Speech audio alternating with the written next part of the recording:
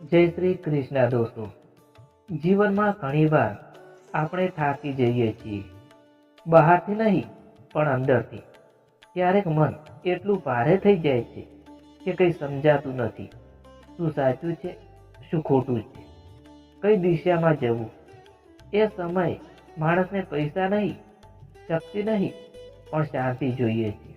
અને એ જ શાંતિનો માર્ગ બતાવ્યો હતો ભગવાન શ્રી કૃષ્ણએ. તેમણે કહ્યું હતું, તારો અધિકાર ફક્ત કર્મ પર છે, ફળ પર નથી. જ્યારે આપણે ફળની ચિંતા છોડીને માત્ર કર્મ પર ધ્યાન આપીએ છીએ, ત્યારે જીવનમાં અદ્ભુત શાંતિ ઉતરે છે. મિત્રો, જીવનનું સૌથી મોટું દુઃખ શું છે ખબર છે?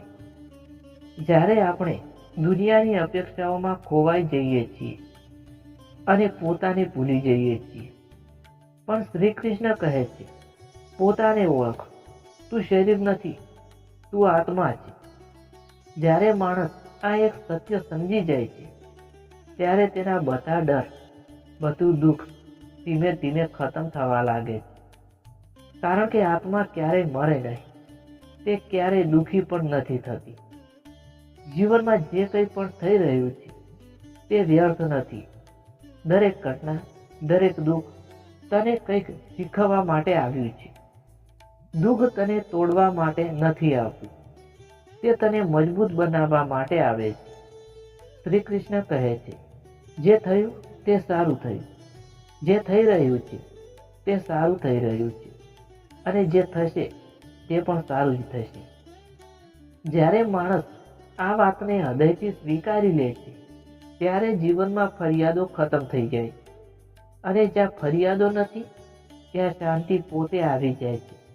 મિત્રો, જીવનમાં બે રસ્તા છે, એક ભયનો, બીજો વિશ્વાસનો.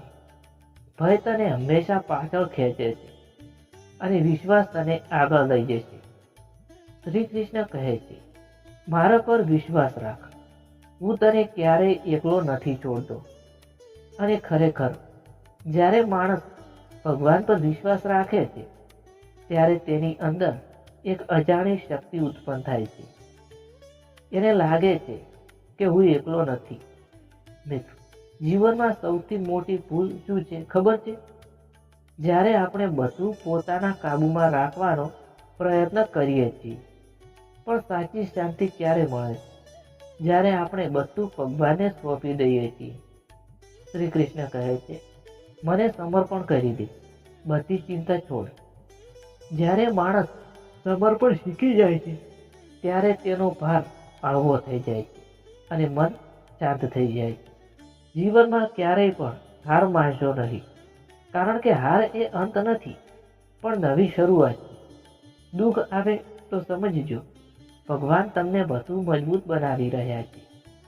સમસ્યા આવે તો સમજજો, ભગવાન તમને કંઈક મોટું આપવા તૈયાર છે.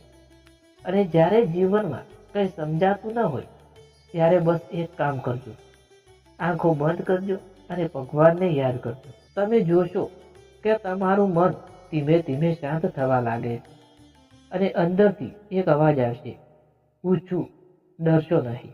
મિત્રો, જીવનમાં સૌથી મોટી સફળતા શું છે ખબર છે? શાંતિ.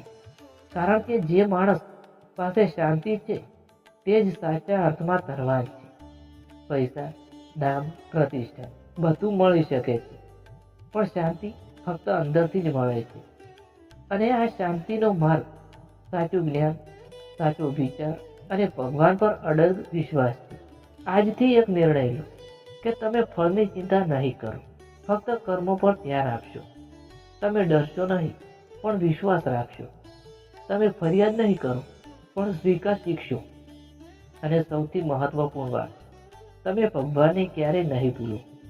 કારણ કે જ્યારે તમે ભગવાન સાથે જોડાયેલા રહેશો, ત્યારે કોઈ પણ સમસ્યા તમને હલાવી શકશે નહીં. જીવનમાં તોફાન તો આવશે, પણ જો તમારું મન શાંત છે, તો તમે દરેક તોફાન પાર કરી શકશો. યાદ રાખજો, તમે એક સામાન્ય માણસ નથી, તમે એક દિવ્ય આત્મા છો અને તમારા અંદર અનંત શક્તિ છે. ફક્ત તેને ઓળખવાની જરૂર છે.